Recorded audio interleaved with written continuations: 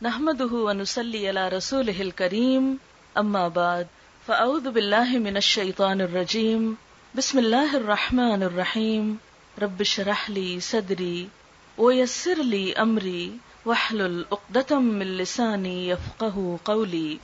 آئیے ہم دیکھتے ہیں کہ شادی کے موضوع پر یا نکاح کے بارے میں اسلام ہمیں کیا تعلیم دیتا ہے۔ اس بارے میں اللہ سبحانہ وتعالی نے ہماری بہترین رہنمائی فرمائی ہے، خواہ پیدائش کا مرحلہ ہو یا وفات کا یا پھر شادی کا، ان سب مواقع پر ہمیں بہترین تعلیم دی گئی ہے۔ جس طرح بچے کی تعلیم و تربیت ماں باپ پر فرض ہے، اسی طرح ماں باپ کی ایک اہم ذمہ داری یہ بھی ہے کہ شادی کی عمر کو پہنچنے کے بعد بچوں کا نکاح کر دیں، اور اس معاملے میں بلا وجہ تاخیر نہ کی جائے۔ نبی صلی اللہ علیہ وسلم نے فرمایا، جس شخص کے ہاں بچہ پیدا ہو وہ اس کا اچھا نام رکھے، اس کو ادب سکھائے، پھر جب وہ بالغ ہو تو اس کا نکاح کر دے، اور بالغ ہونے پر اگر اس کا نکاح نہ کیا گیا اور وہ بچہ گناہ میں مبتلا ہوا تو اس کا گناہ باپ پر ہوگا۔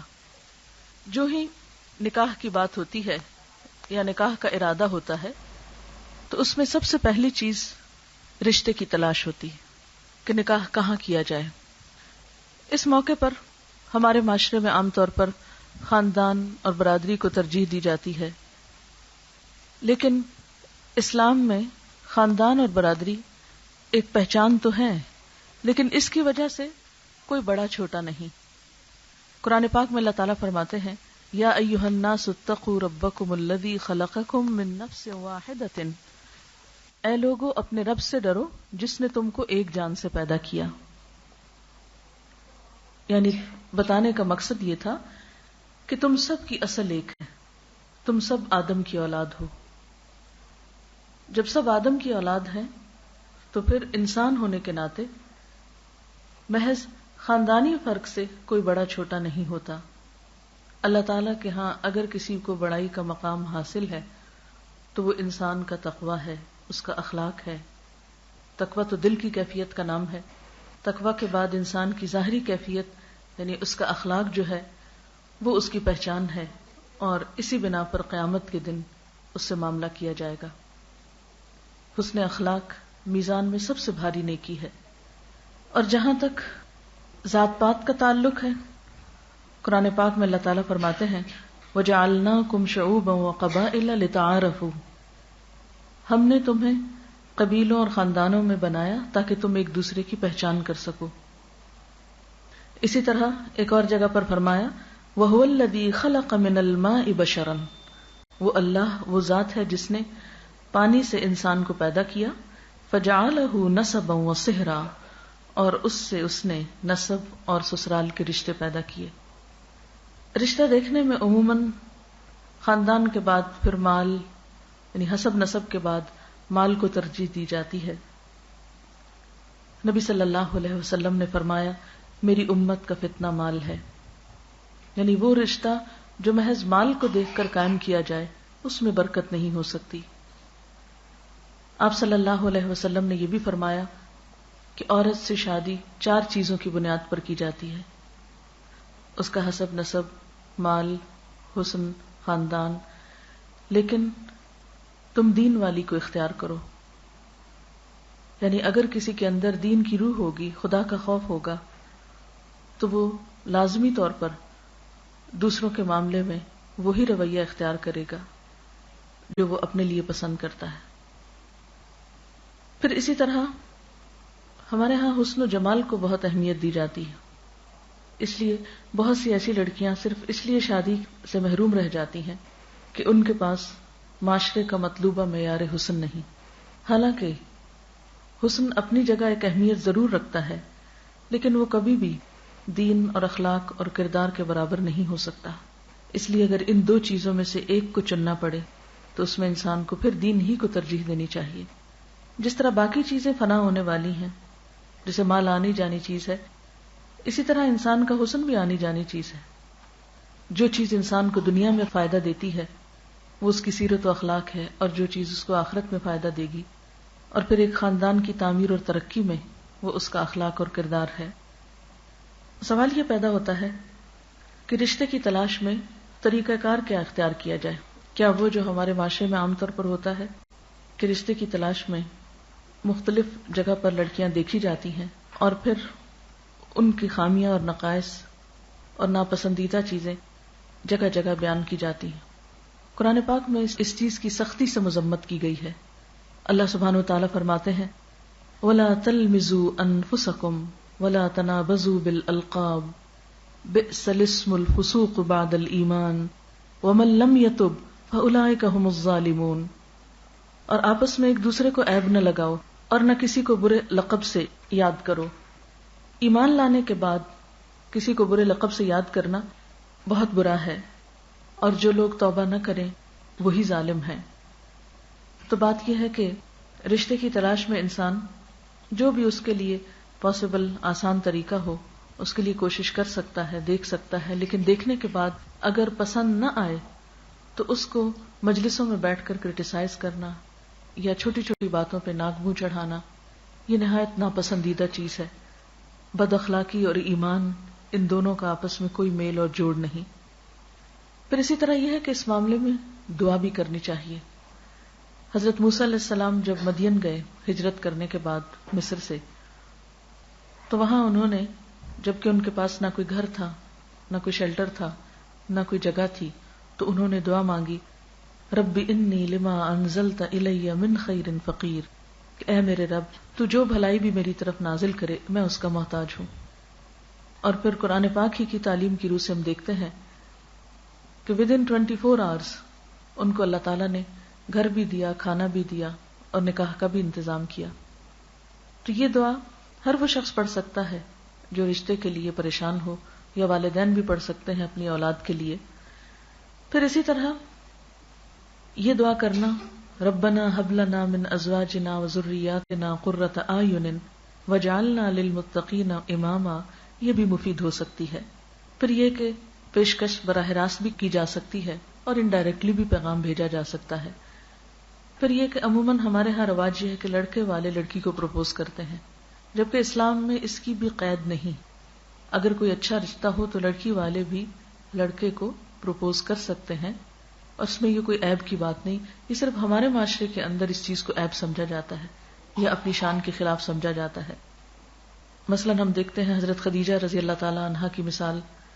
پھر اسی طرح حضرت حفصہ جب بیوہ ہوئی تو حضرت عمر خود جا کر حضرت عثمان سے کہتے ہیں کہ آپ میری بیٹی سے نکاح کر لیں. پھر حضرت ابوبکر کے پاس آتے ہیں. لیکن ہمارے ہاں اس چیز کو مائنڈ کیا جاتا ہے اگر اسلامی طریقے پر عمل کرتے ہوئے کوئی ایسا کر لے تو اس میں حرج نہیں ہے. اور ہمیں ایسی رسموں کو توڑنا بھی چاہیے کہ جو ہمارے معاشرے میں بہت سی پریشانی اور مشکلات کا سبب بن گئی ہیں. رشتہ بھیجنے کے بعد رشتے کے بارے میں چھان بین کرنا یا معلومات حاصل کرنا بھی ضروری ہے، اور اس میں بھی خاص طور پر جس چیز کی طرف توجہ دلانے کی ضرورت ہے وہ ہے صحیح مشورہ.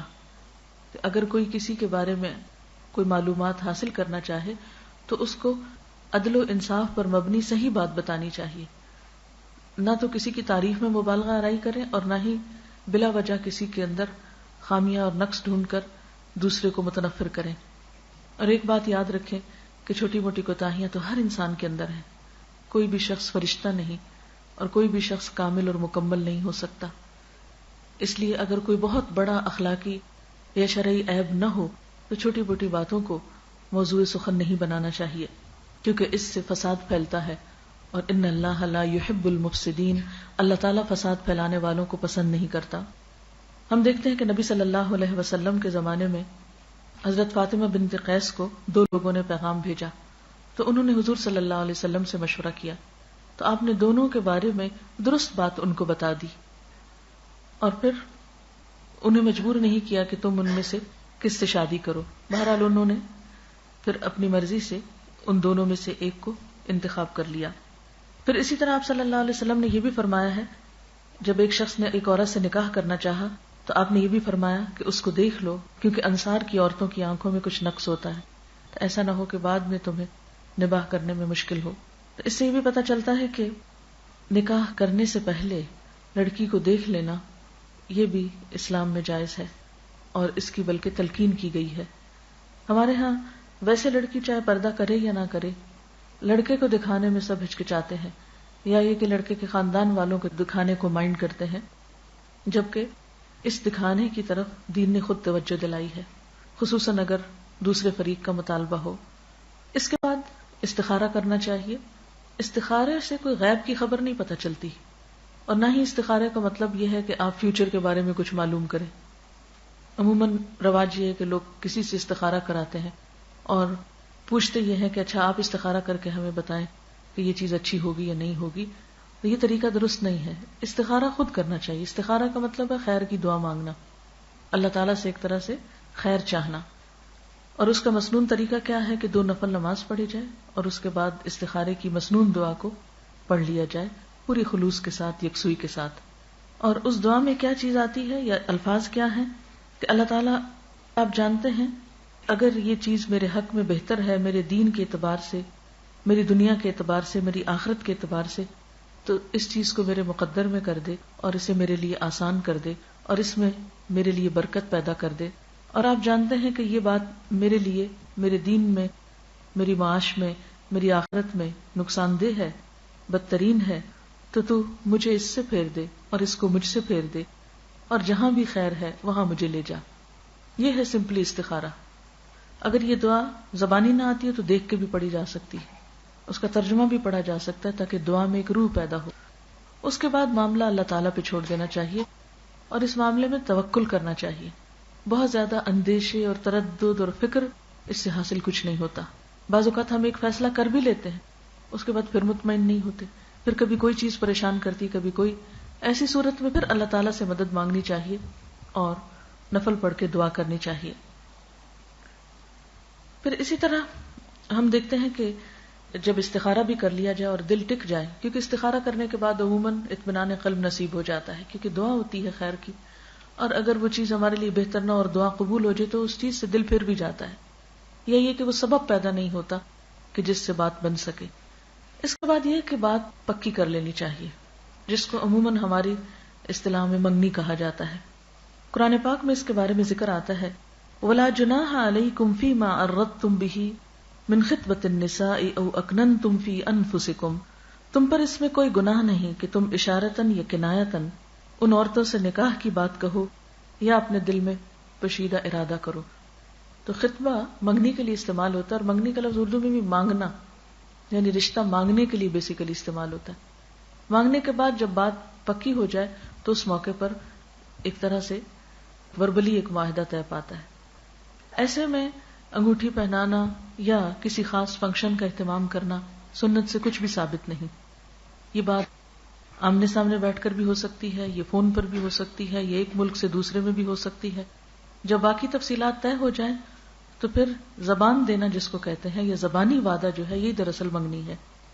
اور یہ وعدہ بھی ایک وعدہ ہے جیسے کوئی بھی اور وعدہ ہوتا ہے، یہ کھیل نہیں ہے کہ انسان ایک جگہ بات پکی کر لے۔ بات پکی کرنے کا مطلب ہے کہ وعدہ کر لے کہ ہاں میں یہ رشتہ دوں گا، یا یہ کہ لڑکا یہ کہے کہ میں یہاں شادی کروں گا، اور پھر اس کے بعد کہیں اور کچھ تلاش شروع کر دے۔ یہاں تک منع کیا گیا ہے کہ کوئی دوسرا رشتے پہ رشتہ نہ ڈالے، نہیں اگر ایک جگہ بات کسی کی پکی ہو گئی ہے تو اسے اس سے ہٹایا نہ جائے، اور بات پکی کرنے کے بعد اگر اس سے بہتر چیز بھی نظر آئے تو دھوکہ دہی کی کیفیت نہیں ہونی چاہیے کہ بہانے کر کے وہ رشتہ توڑ کے کسی دوسری طرف انسان جائے۔ نبی صلی اللہ علیہ وسلم نے فرمایا کوئی شخص دوسرے کے پیغام نکاح پر پیغام نہ دے جب تک کہ وہ نکاح نہ کر لے یا نکاح کا خیال ترک نہ کر دے۔ ہاں اگر کسی اور وجہ سے یا نیچرلی وہ منگنی ٹوٹ گئی ہے یا بات ختم ہو گئی ہے تو پھر دوسرے کسی اور شخص کو اجازت ہے کہ وہ رشتہ بھیجے۔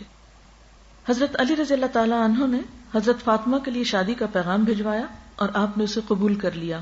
یہی منگنی تھی حضرت فاطمہ کی، بس انہوں نے میسج بھیجا، آپ نے کہا ٹھیک ہے، ختم، بات پکی ہوگی، کیونکہ انسان کی بات جو ہے یہی سب سے بڑی چیز ہے۔ عام طور پر ہمارے ہاں لڑکا خود لڑکی کو بازو کا انگوٹھی پہناتا ہے، تو یاد رکھیے کہ نکاح سے پہلے خواہ منگنی ہی کا موقع ہو، اکٹھے بیٹھنا یا لڑکی کے ہاتھ کو پکڑنا یا اس میں انگوٹھی پہنانا، یہ سب حرام کاموں میں سے ہیں۔ نبی صلی اللہ علیہ وسلم نے اس چیز سے منع فرمایا ہے۔ حضرت عائشہ فرماتی ہیں کہ رسول اللہ صلی اللہ علیہ وسلم کا ہاتھ مبارک کبھی کسی عورت سے نہیں لگا، یعنی آپ نے کبھی کسی عورت کا ہاتھ نہیں چھوا، البتہ آپ زبان سے عورتوں سے بات کرتے تھے۔ جب عورتیں زبان سے قول و قرار کر لیتی، یعنی بیعت دے دیتی، تو آپ فرماتے جاؤ میں نے تم سے بیعت لے لی ہے. اسی طرح ایک اور روایت میں آتا ہے کہ ایک انسان کا ہاتھ انگارے سے چھو جائے وہ زیادہ بہتر ہے بنسبت اس کے کہ کسی نامحرم سے چھوئے. پھر اسی طرح ہمارے معاشرے میں لڑکے کو بھی سونے کی انگوٹھی پہنائی جاتی ہے جبکہ مردوں کے لیے سونا حرام ہے. حضرت عبداللہ بن عباس سے روایت ہے کہ رسول اللہ صلی اللہ علیہ وسلم نے ایک مرد کے ہاتھ میں سونے کی انگوٹھی دیکھی. آپ نے اس کے ہاتھ سے وہ انگوٹھی اتاری اور دور پھینک دی.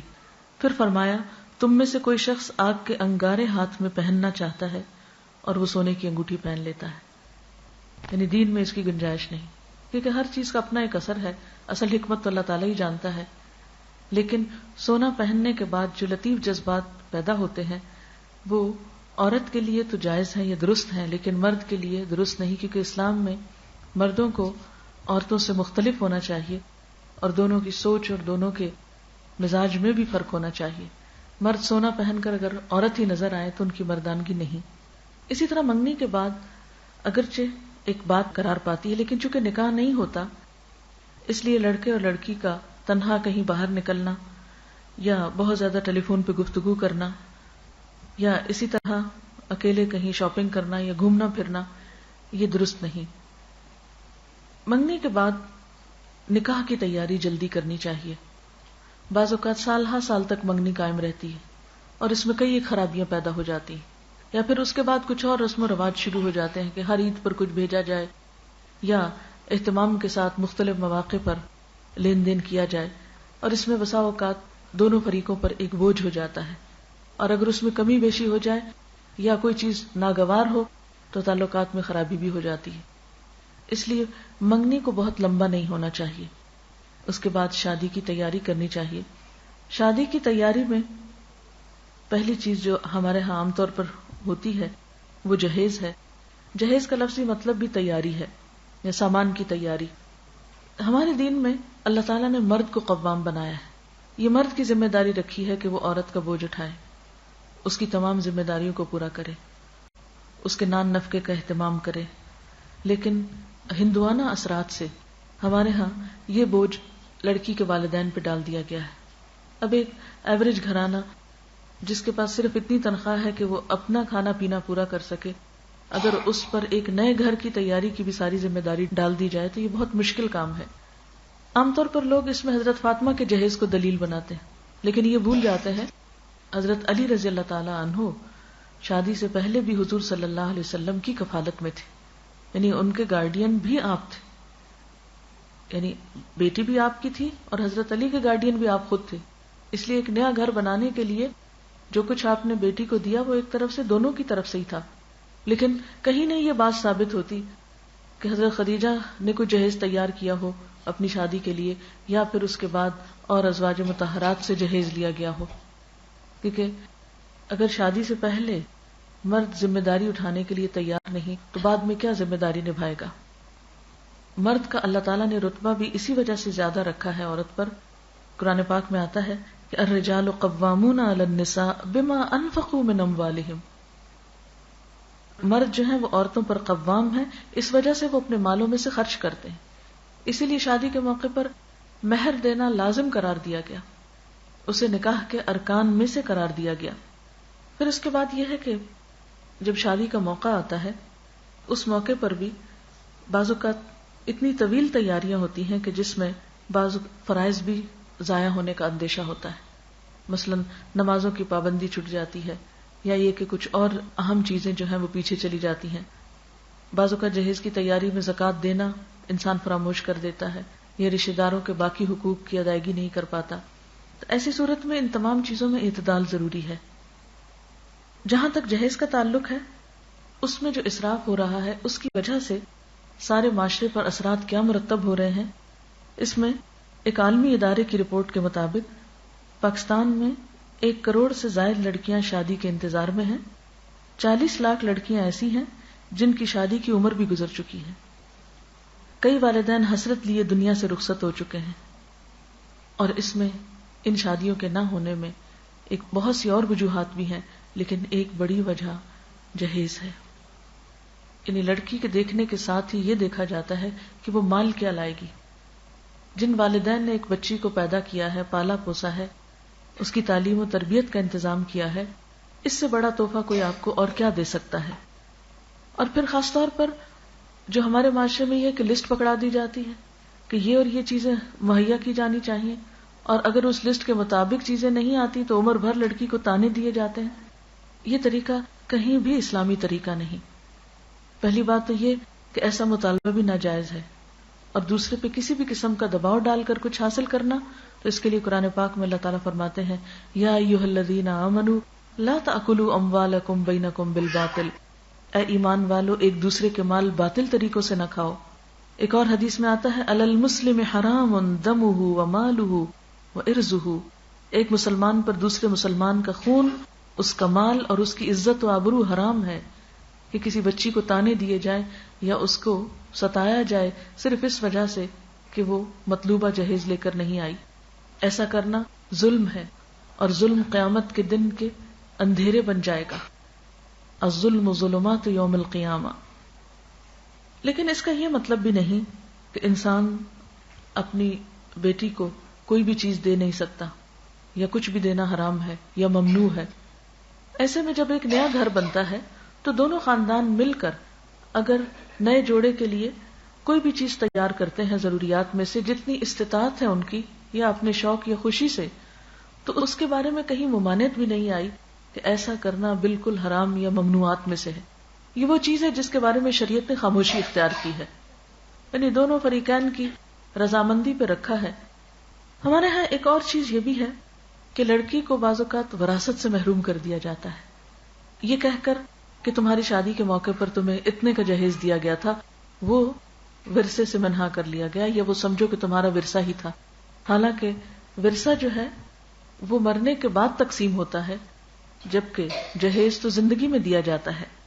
شادی میں اہم ترین چیز نکاح اور ولیمہ ہے، باقی چیزیں عموماً ہم صرف معاشرتی رسوم و رواج کی وجہ سے کرتے ہیں، جبکہ شادی کا اصل بڑا حصہ نکاح ہے۔ یہاں چلتے چلتے یہ بات بھی کی جائے کہ نکاح کرنا ضروری کیوں ہے۔ مرد اور عورت کا جو تعلق ہے اس کے بارے میں دنیا میں دو انتہائیں پائی جاتی ہیں۔ ایک انتہا یہ ہے کہ کسی بھی قانونی بندھن کے بغیر آزادانہ تعلق قائم کیا جائے، جو مرد جس عورت سے چاہے اور جو عورت جس مرد سے چاہے تعلق قائم کر لے۔ ایک دوسری انتہائی نظریہ یہ ہے کہ شادی کی ہی نہ جائے، اور شادی کا نہ کرنا بہت ثواب کا کام ہے، جیسا کہ بعض مذاہب میں کہا جاتا ہے۔ اسلام نے ان دو انتہاؤں کے درمیان ایک اعتدال کا راستہ بتایا ہے، نہ تو اس تعلق کو بالکل بے لگام چھوڑ دیا اور نہ ہی اس کے نہ کرنے کو عبادت قرار دیا، بلکہ اسے چند پابندیوں کے ساتھ جائز قرار دیا گیا اور اس کے فوائد بھی بتائے گئے۔ آپ دیکھتے ہیں کہ اگر کسی بھی قانونی معاہدے کے بغیر ایک مرد اور عورت اکٹھے رہتے ہیں، اس میں آپ دیکھیں کہ کوئی بھی ایک دوسرے کے حقوق ادا کرنے کے لیے کسی کو باؤنڈ نہیں کر سکتا، کوئی صحیح معنوں میں ایک دوسرے کی ذمہ داری نہیں اٹھا سکتا۔ مرد اور عورت کا ایسا تعلق پھر ذاتی لطف اور خود غرضی کے لیے تو ہو سکتا ہے، لیکن شادی کا جو اصل مقصد ہے کہ ایک خاندان وجود میں آئے، نسل انسانی کی بہترین تربیت ہو، وہ پورا نہیں ہو سکتا۔ اور اگر نکاح کے قانونی تقاضوں کے بغیر ایک تعلق وجود میں آتا ہے تو اس میں آپ دیکھیں کہ مرد کسی وقت بھی ایک عورت کو راہ میں چھوڑ کے جا سکتا ہے، اور عورت سنگل پیرنٹ ہو کر بچے کی پیدائش کا ذمہ بھی لے اور پھر اس کو پالنے پوسنے کا بھی۔ اس لیے اسلام نے عورت اور مرد اور پھر آئندہ نسلوں کی فلاح و بہبود کے لیے اس کے ساتھ کئی ایک پابندیاں بھی عائد کی ہیں۔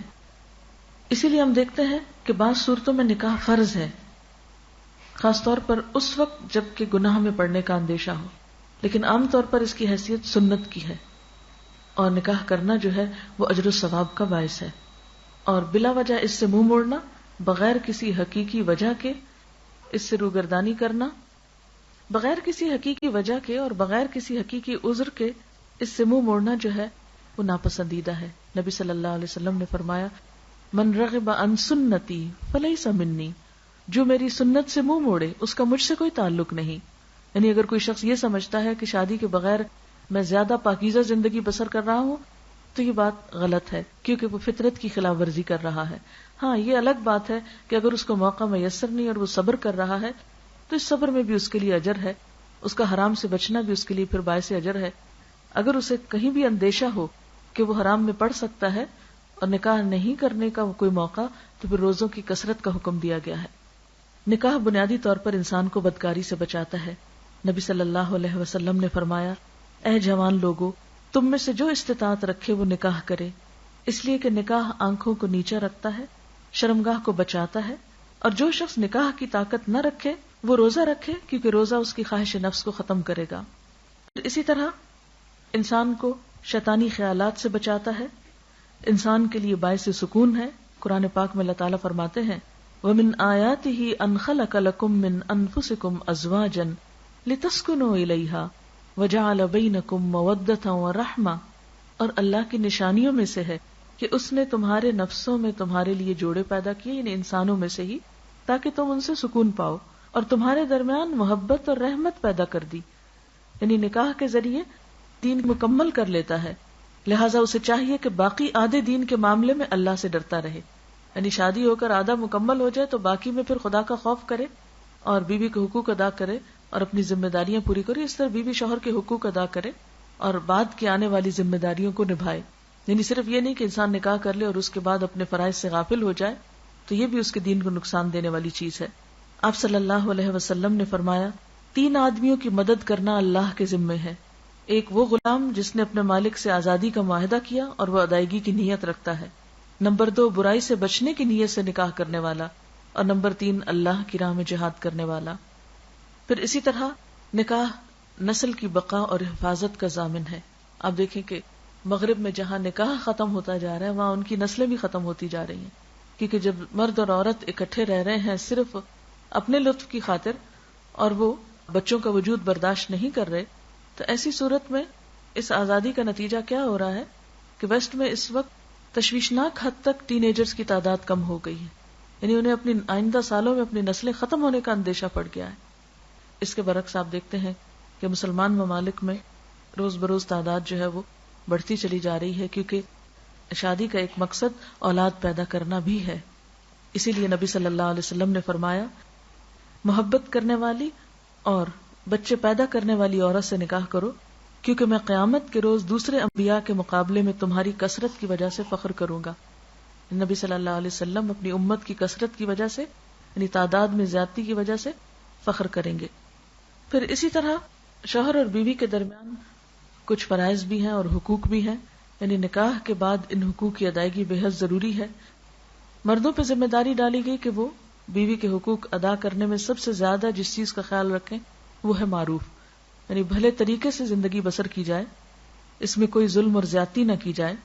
پھر اسی طرح بیوی سے گمان اچھا رکھا جائے، اگر بیوی کی بظاہر کوئی عادت پسند نہ بھی ہو تو بھی صبر سے کام لیا جائے۔ فرمایا، فَإِن كَرِهْتُمُوهُنَّ فَعَسَىٰ أَن تَكْرَهُوا شَيْئًا وَيَجْعَلَ اللَّهُ فِيهِ خَيْرًا كَثِيرًا، ہو سکتا ہے کہ تم ان کو ناپسند کرو، یعنی بیوی تمہیں پسند نہ ہو، لیکن پھر بھی توقع کیا رکھو کہ اللہ تعالیٰ اسی میں کوئی بھلائی پیدا کر دے گا، ہو سکتا ہے کہ اللہ اسی میں خیر کثیر پیدا کر دے۔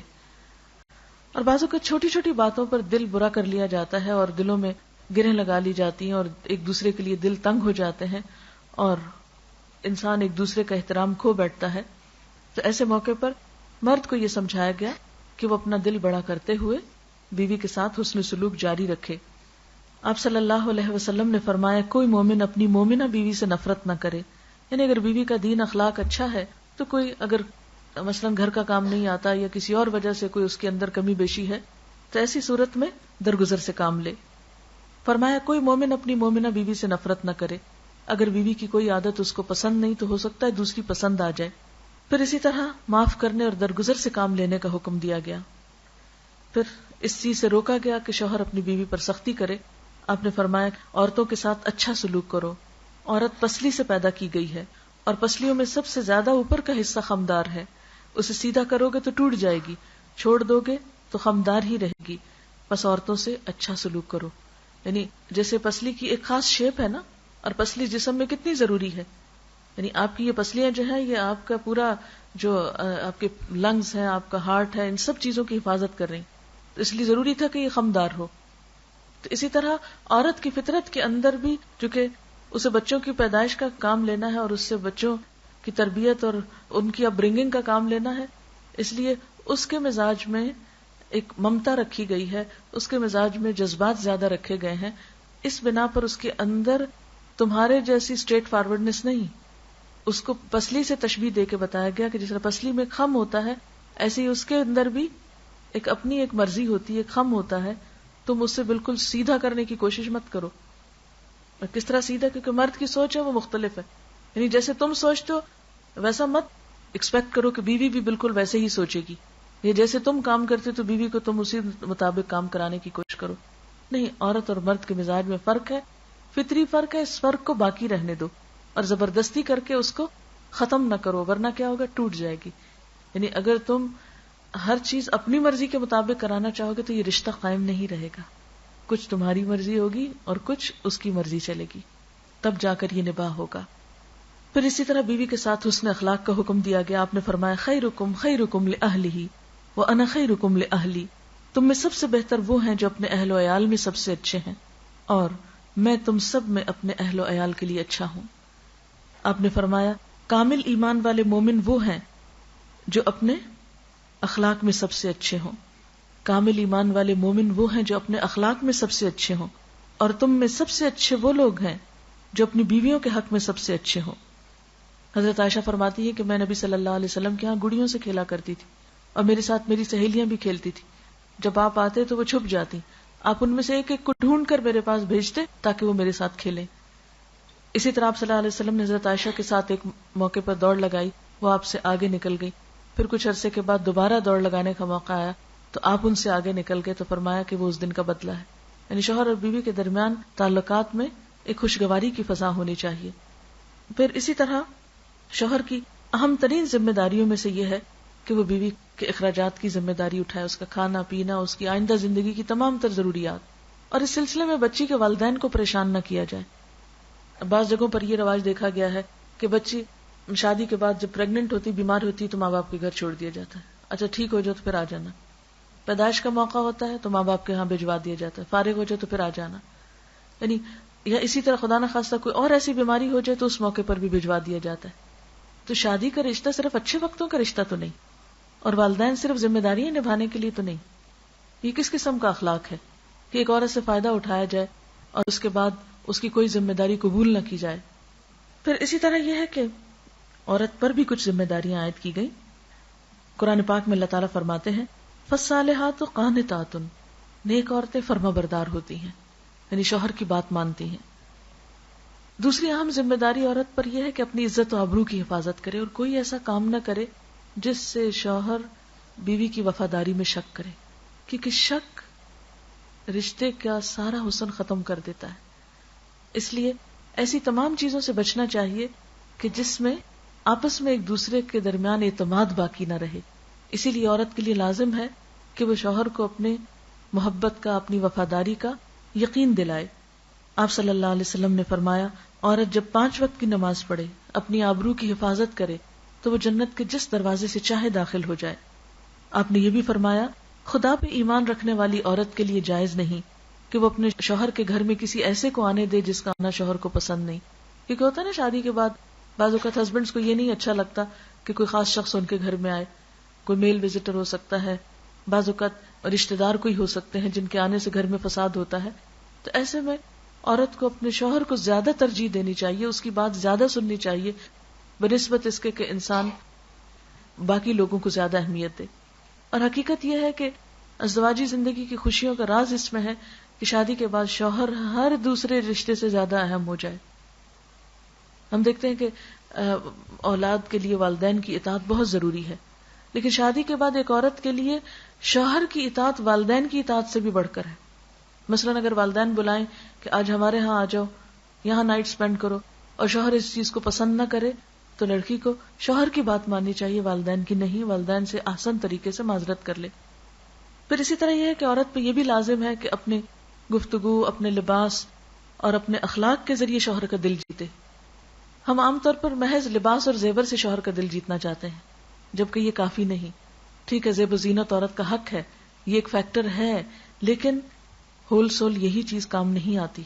اگر ایک عورت کی زبان اچھی نہیں، اس کی زبان میں مٹھاس نہیں اپنے شوہر کے لیے، یا اس کی قدر نہیں، عزت نہیں، تو محض اچھے لباس اور اچھا زیور جو ہے وہ شوہر کے لیے کچھ ویلیو نہیں رکھتا، وہ تو آنکھ اٹھا کر بھی نہیں دیکھے گا، کیونکہ انسان کسی کے مال سے بڑھ کر اس کے اخلاق کا قدردان ہوتا ہے۔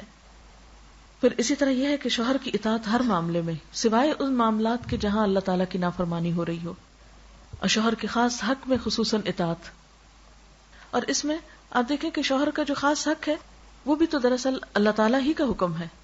بعض اوقات اگر انسان کے اوپر وہ چیز ناگوار ہو اور طبیعت اس کے خلاف ہو تو بھی انسان محض اجر کی خاطر اللہ تعالیٰ کا حکم سمجھ کر سیکریفائس کر سکتا ہے۔ نبی صلی اللہ علیہ وسلم نے فرمایا، جب تم میں سے کوئی اپنے شوہر کی خوشی کا خیال رکھتی ہے تو گھر بیٹھ کر اس سارے اجر کو پا لیتی ہے جو شوہر باہر جا کے کما رہا ہوتا ہے۔ یعنی بڑے بڑے کام جو مرد جہاد اور جمعہ کی نماز اور مسجد کی نمازیں اور اسی طرح کے اور بڑے کام کر رہے ہوتے ہیں، ایک عورت اگر شوہر کی خوشی کا خیال رکھتی ہے اور اس کی اطاعت گزار اور وفادار ہوتی ہے تو ان ساری نیکیوں کا اجر جو شوہر باہر کما رہا ہے اسے گھر میں بیٹھ کے مل جاتا ہے۔ پھر اسی طرح یہ ہے کہ شوہر کا شکر گزار ہونا چاہیے۔ نبی صلی اللہ علیہ وسلم ایک مرتبہ حضرت اسما کے پاس سے گزرے، وہ اپنی پڑوسن سہیلیوں کے ساتھ تھی۔ وہ کہتی ہیں کہ آپ نے ہمیں سلام کیا اور ارشاد فرمایا، تم پر جن کا احسان ہے ان کی ناشکری سے بچو۔ تم میں سے ایک کافی دنوں تک اپنے ماں باپ کے گھر بن بیاہی بیٹھی رہتی ہے، پھر اللہ تعالیٰ اس کو شوہر عطا کرتا ہے، اولاد دیتا ہے۔ ان سارے احسانات کے باوجود اگر کسی بات پہ شوہر سے خفا ہوتی ہے تو کہہ اٹھتی ہے، مجھے تمہاری طرف سے کبھی کوئی خوشی نہیں ملی، مجھے اس گھر میں کبھی کچھ نہیں ملا۔ تو یہ ناشکری کا جملہ ہے اور اس سے پرہیز کرنا چاہیے، کیونکہ حدیث میں آتا ہے قیامت کے دن اللہ تعالیٰ اس عورت کی طرف نظر اٹھا کے نہیں دیکھے گا جو شوہر کی ناشکری ہوگی، یعنی اللہ تعالیٰ کو ناراض کرنے والی بات ہے۔ اسی طرح شوہر کی چھوٹی چھوٹی خوشیوں کا خیال رکھنا، اس کی ضروریات کو پورا کرنا، اس کے کام خوشی سے کرنا، یہ بھی ازواجی تعلقات کو بہترین بناتا ہے۔ مثلا حضرت عائشہ رضی اللہ تعالیٰ عنہا سے مروی ہے کہ وہ حضور صلی اللہ علیہ وسلم کو اپنے ہاتھوں سے تیل لگایا کرتی تھی، خود خوشبو لگاتی تھی۔ حالانکہ یہ دو کام انسان اپنے لیے خود بھی کر سکتا ہے، لیکن دوسرے شخص کا یہ چھوٹے چھوٹے کام کرنا دراصل کیا ظاہر کرتا ہے؟ میں تمہاری کیئر کرتی ہوں، یا یہ کہ میرے دل میں تمہاری اہمیت ہے۔ مجھے یاد ہے کہ ایک دفعہ میں کہیں بیٹھی ہوئی تھی تو ایک خاتون دوسری کو نصیحت کر رہی تھی کہ بیٹا میری جیسی غلطی تم نہ کرنا۔ میں نے غور سے سنا کہ ہو سکتا ہے کہ بہت اچھی کوئی نصیحت کر رہی ہوں، کہا کہ نہیں، میں نے اپنے شوہر کو بہت لاڈ دیا اور اس کو عادت ڈال دی کہ اس کے کپڑے استری کر کے لا رہی ہوں، اس کے چھوٹے چھوٹے کام کر رہی ہوں۔ اب یہ ہوتا ہے کہ میں مصروف ہوتی ہوں، کر نہیں پاتی، تو بہت مشکل ہو گیا میرے لیے، تو تم پہلے دن سے ہی یہ کام نہیں کرنا، اس کو عادی نہ کرنا، وہ اپنے کام خود کرے۔ اس طرح کی نصیحتیں بعض اوقات نقصان بھی دے سکتی ہیں۔ ٹھیک ہے، شوہر کی ذمہ داری ہے کہ وہ ایسے کام کرانے کا وہ بندوبست کرے، لیکن سب سے بڑھ کر تو پھر بیوی ہے جو ان چیزوں کی ذمہ داری لینے والی ہے۔ دوسرے کے لیے چھوٹی چھوٹی قربانی کرنا یا بڑی بھی کرنی پڑے تو یہ سب کچھ انسان کو ان ریٹرن خوشی دیتا ہے، لیکن انسان اگر خود غرضی کا شکار ہوتا ہے، اور پھر اس میں آپ دیکھیں کہ باہم تعلق کس چیز کا، یعنی باہمی تعلق تو اسی صورت میں ہو سکتا ہے نا، وہ آپ کے کام آئے، آپ اس کے کام آئے، صرف یک طرفہ طور پر تو یہ تعلق نہیں ہو سکتا۔ ایک اچھی بیوی کی خوبیاں کیا ہیں؟ نبی صلی اللہ علیہ وسلم نے فرمایا، مومن کے لیے تقوی کے بعد سب سے بہترین نعمت اچھی بیوی ہے۔ جب وہ اسے کسی کام کو کہے تو خوشی سے کر دے، جب اس پہ نگاہ ڈالے تو اس کو خوش کر دے، جب اس کے بھروسے پہ قسم کھا بیٹھے تو قسم پوری کر دے، جب کہیں چلا جائے تو پیچھے اپنی عزت و آبرو کی حفاظت کرے، اور شوہر کے مال و اسباب کی نگرانی میں شوہر کی خیرخواہ اور وفادار رہے۔ اسی طرح زیب و زینت، صفائی ستھرائی، سلیقہ، گھر کا صاف رکھنا، یہ بھی ازدواجی زندگی کی خوشیوں کے لیے بہت اہم ہے۔ بعض اوقات یہ دیکھا گیا ہے کہ بعض خواتین اپنی ذات کا خیال تو بہت رکھیں گی لیکن گھر کا خیال نہیں رکھیں گی، اس سے بھی زندگی ادھوری ہوتی۔ یہ عورت کی ذمہ داریوں میں سے، عورت گھر کی ملکہ ہے، گھر کی ذمہ داری گھر کو ٹھیک رکھنا اور گھر کی صفائی ستھرائی جو ہے اور گھر کی مینٹیننس جو ہے، یہ عورت کی ذمہ داریوں میں سے ہے، اور اس میں کوتاہی کرنا اور اس میں غفلت برتنا جو ہے یہ بعض اوقات اسی کے لیے نقصان دہ ہوتا ہے۔ اسی طرح اپنی ذاتی زندگی میں اپنے جسم کی صفائی، اپنے لباس کی صفائی۔ ایک مرتبہ میں عربی کی ایک کتاب پڑھ رہی تھی تو اس میں ایک ماں نے شادی کے موقع پر اپنی بیٹی کو کچھ نصیحتیں کی ہوئی تھی، ان میں سے ایک نصیحت یہ بھی تھی کہ بیٹا تمہارا شوہر تمہارے جسم سے اور لباس سے کوئی گندی بو نہ پائے، کیونکہ یہ نفرت دلانے والی چیز ہے. اور بعض اوقات دیکھا گیا کہ لوگ بنارسی کپڑے پہنے ہوں گے بڑے بڑے کڑھائی والے، اور قریب جائیں تو قریب جانا محال ہوتا ہے کہ وہ بار بار پہن کر اتنی پسینے کی اس میں گندی بو شامل ہو جاتی ہے. تو حسن جو ہے وہ محض بھاری بھرکم لباس پہننے سے نہیں حاصل ہوتا، اس میں جسم کی صفائی اور اس کے ساتھ ساتھ لباس کی صفائی بے حد ضروری ہے. یعنی خوبصورتی صرف کچھ اوپر مل لینے کا نام نہیں، بعض خوبصورتیاں کچھ دور کر لینے سے حاصل ہوتی ہیں. پھر اسی طرح یہ ہے کہ شوہر اور بیوی کا جو باہمی تعلق ہے اسے ہن لباس لکم وانتم لباس لہن سے تعبیر کیا گیا. تم ان کا لباس ہو، وہ تمہارا لباس ہے. اور لباس کا سب سے بڑا کام کیا ہے؟ ایک دوسرے کے پردہ پوشی، ایک دوسرے کی غلطیوں کو چھپانا، نہ کہ مجلسوں کا عنوان بنانا کہ جہاں بیٹھے وہاں شوہروں کی برائی شروع کر دیں. نہیں، کوئی انسان فرشتہ نہیں، ہر شخص میں کمی کوتاہی ہے.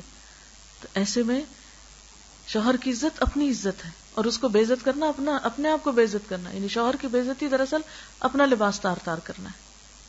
اور اسی طرح بیوی کو دوسروں میں بدنام کرنا دراصل اپنے آپ کو ننگا کرنا ہے. لباس اگر بدنما ہوگا، اس پہ داغ دھبے ہوں گے تو کس کی شان میں فرق آئے گا؟ پہننے والے کی. اسی طرح لباس جو ہے وہ زینت کا سبب ہے، انسان کے عزت و وقار کے. انسان اپنے لباس سے پہچانا جاتا ہے. پھر اسی طرح یہ ہے کہ انسان اپنے لباس کی کبھی کوئی خامی کسی سے سن نہیں سکتا. مثلا اگر کوئی کہے کہ وہ آپ کے لباس پہ یہ لگا ہوا، تو آپ فوراً اس کو چھپانے کی کوشش کریں گے کہ نہیں، یہ کسی کو نظر نہ آئے. یعنی کوئی بھی داغ دھبا ہوگا تو آپ کبھی بھی نمایاں نہیں کریں گے اس کو. تو بالکل اس طرح بیوی میں اگر کوئی کمی بیشی یا شوہر میں کوئی، تو نمایاں کر کر کے دکھانے کی چیز تو نہیں ہے. ٹھیک ہے، بعض اوقات ایسی تکلیف دہ چیزیں ایک دوسرے سے پیش آ جاتی ہیں، تو ایسی بحثوں کو، ڈسکشنز کو، لڑائی جھگڑوں کو تنہائی میں کر لینا چاہیے، نہ کہ سب کے سامنے. اس میں انسان کی عزت نہیں. بعض اوقات ہم دوسرے کی برائیاں کر کے یہ سمجھتے کہ اس سے بڑی ہماری بڑائی ظاہر ہوگی، یا یہ کہ اس میں ہماری شان بنے گی. تو نہیں. یعنی شوہر بیوی کے لیے اور بیوی شوہر کے لیے اگر ایسا رویہ اختیار کرتا ہے تو وہ دوسرے کی نہیں، اپنی بے عزتی کر رہا ہوتا ہے. آپ صلی اللہ علیہ وسلم نے فرمایا، تم میں سے ہر ایک کو شکر گزار دل، ذکر کرنے والی زبان، مومنہ بیوی جو آخرت کے بارے میں تمہاری مددگار ثابت ہو، حاصل کرنے کی کوشش کرنی چاہیے. یعنی یہ زندگی کی نعمتوں میں سے ہے، شکر گزار دل، ذکر کرنے والی زبان اور نیک بیوی. جس کو یہ نصیب ہو جائے اس کے لیے یہ دنیا بھی راحت ہو جاتی ہے، یہ دنیا بھی جنت بن جاتی ہے. اس کے لیے ہمیں ایک اچھی عورت اور اچھی بیوی بننے کے لیے صحابیات کی زندگی کا مطالعہ کرنا چاہیے، اور خصوصاً ان عورتوں کی زندگی کا جن کے بارے میں نبی صلی اللہ علیہ وسلم نے فرمایا کائنات کی بہترین خواتین 4 ہیں: مریم بنت عمران، خدیجہ بنت خویلد، فاطمہ بنت محمد اور فرعون کی بیوی حضرت آسیہ. یعنی ان کے کردار کو اپریشیٹ کیا گیا. پھر اس کے علاوہ یہ ہے کہ شادی صرف لڑکے اور لڑکی کی نہیں ہوتی، اس کے ساتھ 2 خاندانوں کے درمیان بھی ایک گہرا تعلق وجود میں آتا ہے، جو بعض اوقات نیا ہونے کی وجہ سے کئی مس انڈرسٹینڈنگز کا شکار ہو جاتا ہے. لڑکی کے لیے لڑکے کے والدین اور لڑکے کے لیے لڑکی کے والدین سسرال کہلاتے ہیں. دونوں کے والدین کی عزت اور احترام جو ہے وہ بے حد ضروری ہے. بعض اوقات لڑکے کے والدین کی عزت و احترام تو بہت اہم سمجھی جاتی ہے، لیکن لڑکی کے والدین کو ہمیشہ نیچا ہی کیا جاتا ہے. یہ ہمارے معاشرے کی ایک بہت ہی بدقسمتی ہے کہ لڑکی کے والدین کو بس جھکا کر ہی رکھا جاتا ہے کہ جرم ہے ان کا، انہوں نے لڑکی کو پیدا کیا. یہ بہت ہی ایک غلط قسم کی رسم ہے. اس میں ہونا کیا چاہیے، یعنی لڑکی جو ہے وہ اپنے شوہر کے والدین کی عزت کو اپنا فرض سمجھے، اور اسی طرح لڑکا جو ہے وہ بیوی کے والدین کی دل و جان سے عزت کرے. یعنی اگر وہ چاہتے ہیں کہ آپس میں تعلق درست رہے تو صرف ایک دوسرے کی عزت سے بات نہیں بنے گی. ماں باپ سب کو پیارے ہوتے چاہے وہ خرابی کیوں نہ ہو، کیسے بھی ہو. تو ایک دوسرے کے ماں باپ کی عزت جو ہے وہ بھی بہت ضروری ہے.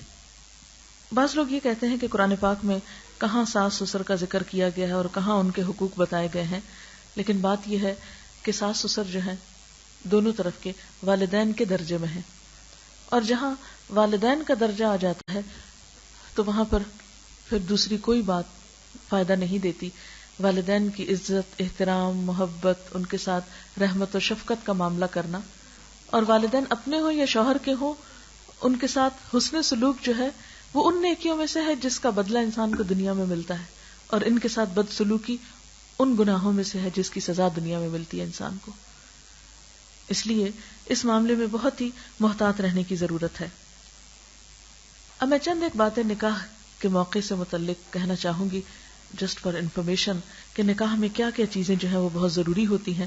نمبر 1 یہ کہ ولی کی موجودگی. ولی یعنی باپ ہو سکتا ہے، یا اس باپ اگر نہ ہو تو کچھ اور رشتہ دار ہو سکتے ہیں، لیکن ولی کا ہونا اس لیے ضروری ہے کہ یہ لڑکی کے لیے پروٹیکشن کا باعث ہوتا ہے. ہم نے دیکھو کہ ہمارے معاشرے میں بھی لڑکی لڑکے کے مقابلے میں کمزور ہوتی ہے، بعض اوقات اپنے حقوق کو خود پروٹیکٹ نہیں کر سکتی، تو ولی اس کے لیے یعنی ایک طرح سے اس کے سر پر ہاتھ رکھتا ہے یا اس کے لیے ایک سپورٹ بنتا ہے.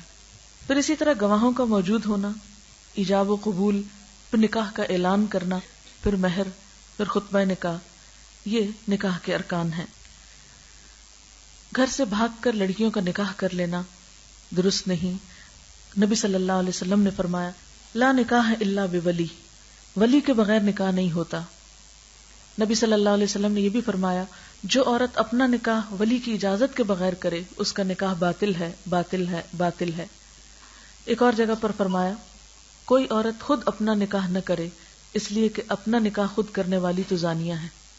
یعنی کوئی عورت کسی مرد کے ساتھ تنہائی میں جا کے کہے کہ میں یعنی کہ خدا کو گواہ بنا کر ہم دونوں ایک دوسرے کے میاں بیوی بن جاتے ہیں، تو یہ چیز درست نہیں. یہ بات اس لیے کہنا ضروری سمجھتی ہوں کہ پچھلے دنوں کسی نے مجھے بتایا کہ کوئی مرد اور عورت دونوں عمرے پر گئے، حالانکہ نکاح نہیں ہوا تھا. کہنے لگے کہ خاتون نے مجھے بتایا کہ ہم نے کعبہ کو گواہ بنا کر قرآن پہ ہاتھ رکھ کر کہا کہ آج کے بعد ہم ایک دوسرے کے لیے ہسبینڈ اینڈ وائف ہیں. تو کیا یہ تعلق درست ہے؟ نہیں، یہ تعلق درست نہیں. یعنی کوئی مرد اور عورت آپس میں بیٹھ کے قرآن پہ ہاتھ رکھ کے کوئی وعدہ نہیں کر سکتے، یا کعبہ کو یا حرم میں بیٹھ کے بھی ایسی بات نہیں کر سکتے. اس کے لیے قانون کا جو طریقہ ہے اس کو اختیار کرنا ضروری ہے.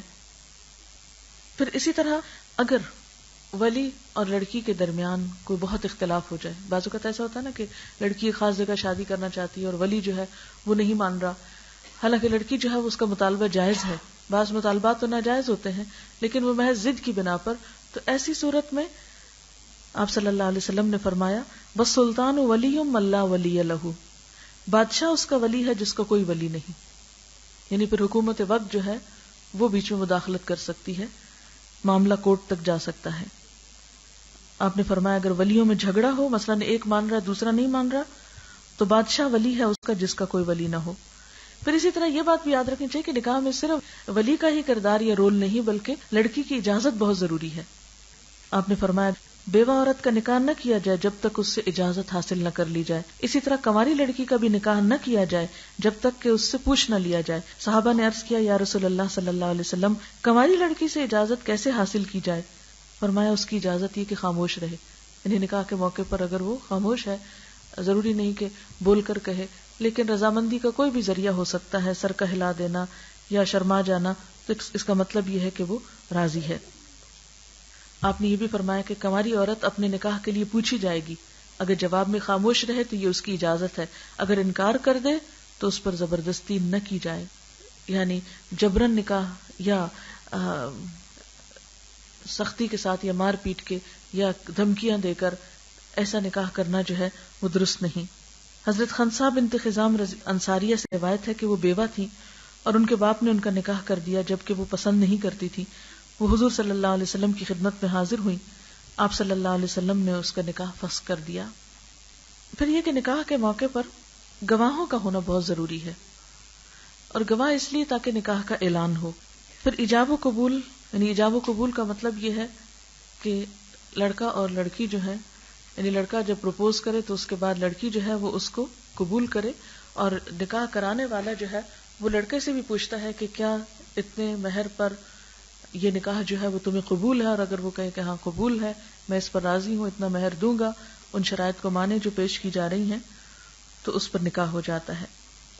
پھر اسی طرح یہ ہے کہ گواہوں کو اس وقت موجود ہونا چاہیے. گواہ کا مطلب یہ ہے کہ جو موقع پر حاضر ہو، یعنی یہ نہیں کہ آپ دو ایسے لوگوں کا نام لکھوا دیں اس میں بطور گواہ جو رشتہ دار تو ہوں لیکن اوکیزن پہ حاضر نہ ہوں. پھر اسی طرح مہر کا دینا جو ہے وہ بہت ضروری ہے. قرآن پاک میں اللہ تعالیٰ فرماتے ہیں وَآتُوا النِّسَاءَ صَدُقَاتِهِنَّ نِحْلَةً، عورتوں کو ان کے مہر خوش دلی سے ادا کرو. قرآن پاک میں اللہ تعالیٰ یہ بھی فرماتے ہیں کہ جو ازواجی زندگی کا لطف تم ان سے اٹھاؤ تو ان کے مہر بطور فرض ادا کرو. یعنی مہر کا ادا کرنا جو ہے یہ فریضہ ہے، اور اس میں جان بوجھ کر کوتاہی کرنا جو ہے وہ کبیرہ گناہوں میں سے ہے.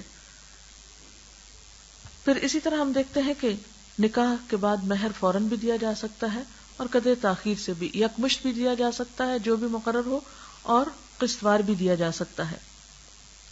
پھر اگر کسی کے پاس مثلا مال نہ ہو یا دینے کی کوئی چیز نہ ہو تو تعلیم وغیرہ بھی مہر ہو سکتی ہے، کہ اگر اس کا وہ تعلیم کا بندوبست یا خود سکھائے یا بعد میں اس کی تعلیم کا ذمہ اٹھائی.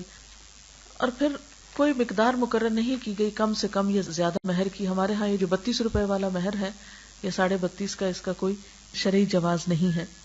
حضرت انس کہتے ہیں کہ ابو طلحہ نے ام سلیم سے نکاح کی درخواست کی تو انہوں نے کہا کہ تم تو ایک مشرک انسان ہو، فلاں شخص نے درخت کاٹ کے جو بت بنایا تم اس کو پوجتے ہو، تو میں تم سے شادی کیسے کر سکتی ہوں جبکہ میں ایک رب کو مانتی ہوں. ہاں اگر تم مسلمان ہو جاؤ تو یہی میرا مہر ہوگا. تو اس پر انہوں نے مہر اور کچھ نہیں لیا، ان کا مسلمان ہونا ہی ان کا مہر تھا. یعنی کوئی بھی چیز جو عورت بطور شرط رکھ سکتی ہے جس کو مہر وہ پسند کرے، اور اس میں بھی عورت کی رضامندی ضروری ہے. بعض اوقات تو پوچھا ہی نہیں جاتا، خود ہی طے کر دیا جاتا ہے، لیکن آسان طریقہ یہ ہے کہ عورت کی رضامندی اس معاملے میں لی جائے. پھر یہ کہ بعض اوقات یہ کہا جاتا ہے کہ اچھا بعد میں طے کر لیں گے، تو اس میں پھر مہر مثل دینا ہوتا ہے. خاندان کی دوسری لڑکیوں کو جتنا ملتا ہے اسی کے مطابق طے ہو سکتا ہے. آپ صلی اللہ علیہ وسلم نے نکاح کا اعلان کرنے کو بھی کہا، یعنی خفیہ نکاح نہیں، یعنی چھپ کے نکاح نہیں ہو سکتا. آپ نے فرمایا حلال اور حرام نکاح کے درمیان فرق کرنے والی چیز دف بجانا اور نکاح کا اعلان کرنا ہے. یعنی اعلان کسی بھی طریقے سے ہو سکتا ہے، لیکن عربوں میں عموماً کیا رواج تھا کہ اس موقع پر دف بجاتے تھے اور عورتیں ایسی آوازیں منہ سے نکالتی تھی، بعضوں کا تالیاں بجاتی ہیں، کچھ بھی. تو یہ تمام چیزیں جو ہیں یہ اعلان میں شمار ہوتی ہیں. پھر اسی طرح یہ ہے کہ نکاح کے بعد دلہا دلہن کو مبارکباد دینا چاہیے، اور اس کے لیے بھی مسنون دعا سکھائی گئی ہے. بارک اللہ لک و بارک علیکما و جمع بینکما فی خیر. بہترین الفاظ ہیں جس کا ترجمہ یہ ہے کہ اللہ تجھے اور تم دونوں کو بہت برکت عطا کرے اور تمہارے درمیان بھلائی پر اتفاق پیدا کرے. یعنی بہترین دعا اس وقت کیا ہے؟ برکت کی دعا ہے. ہم دیکھتے ہیں کہ حضور صلی اللہ علیہ وسلم نے ایک موقع پر جو دعا دی وہ یوں تھی، اللہم بارک لہم و بارک علیہم. اللہ ان کو برکت دے اور ان پہ برکت ڈال، یعنی برکت پر برکت. تو اللہ تعالیٰ سے دعا ہے کہ وہ ہمیں زندگی کے ہر موڑ پر اپنی اطاعت کرنے والا بنائے. ہم ایسے کام کریں جس سے وہ راضی ہو جائے، اور اللہ تعالیٰ ہمارے دین و دنیا کے کام سنوار. دعا کر لیتے ہیں. سبحان اللہ والحمد للہ ولا الہ الا اللہ واللہ اکبر ولا حول ولا قوة الا باللہ العلی العظیم. اللہم صل علی محمد وعلی آل محمد کما صلیت علی ابراہیم وعلی آل ابراہیم انک حمید مجید. اللہم بارک علی محمد وعلی آل محمد کما بارکت علی ابراہیم وعلی آل ابراہیم انک حمید مجید. ربنا آتنا فی الدنیا حسنۃ وفی الآخرۃ حسنۃ وقنا عذاب النار. یا اللہ پاک جو کچھ ہم نے پڑھا ہے اپنی رحمت سے قبول فرما. کوئی بات ایسی زبان سے نکل گئی ہو جو آپ کو پسند نہ آئی ہو تو ہم سب سے درگزر کر دے اور اسے دور کر دے. یا اللہ جو باتیں آپ کی مرضی کے مطابق ہوئی ہیں ہمیں ان پر عمل کی توفیق عطا فرما. یا اللہ ہمارے دلوں کو اپنی محبت سے بھر دے، ہمارے دلوں کو قرآن کی روشنی سے معمور کر دے. یا رب العالمین اس گھر پر اپنی خیر و برکت نازل فرما. یا اللہ ان کے جو بیمار بچے ہیں ان کو صحت عطا فرما. یا اللہ جن بچوں کی شادی ہو رہی ہے انہیں باہم بہترین اتفاق اور نباہ عطا فرما. یا اللہ ہم سب کے بچوں کو ہماری آنکھوں کی ٹھنڈک بنا، انہیں دنیا اور آخرت کی بہترین کامیابی عطا فرما. یا اللہ ہمارے والدین پر اپنی رحمت فرما. یا اللہ ہمارے تمام عزیز دوست رشتہ دار سب کے دکھ تکلیفیں اور پریشانیاں دور فرما. جتنی بہنیں یہاں آئی ہیں بیٹھی ہیں جنہوں نے دعا کے لیے کہا ہے یا اللہ ان سب کی دعاؤں کو قبول فرما، ہم سب پر اپنی رحمتیں نازل فرما۔ یا اللہ تو ہماری دنیا اور آخرت میں ہر طرح کی بھلائیاں پیدا فرما، بیماریوں، دکھوں اور تکلیفوں سے نجات عطا فرما۔ یا اللہ ہماری آخرت کو بہترین بنا۔ یا اللہ ہم سب پر اپنی رحمت نازل فرما اور تو ہم سے راضی ہو جا۔ ربنا تقبل منا انک انت السمیع العلیم وتب علینا انک انت التواب الرحیم، وصلی اللہ تعالی علی خیر خلقہ محمد وعلی آلہ واصحابہ واہل بیتہ اجمعین برحمتک یا ارحم الراحمین۔ الہی آمین۔ وآخر دعوانا ان الحمد للہ رب العالمین۔ سبحانک اللہم وبحمدک نشہد ان لا الہ الا انت نستغفرک ونتوب الیک۔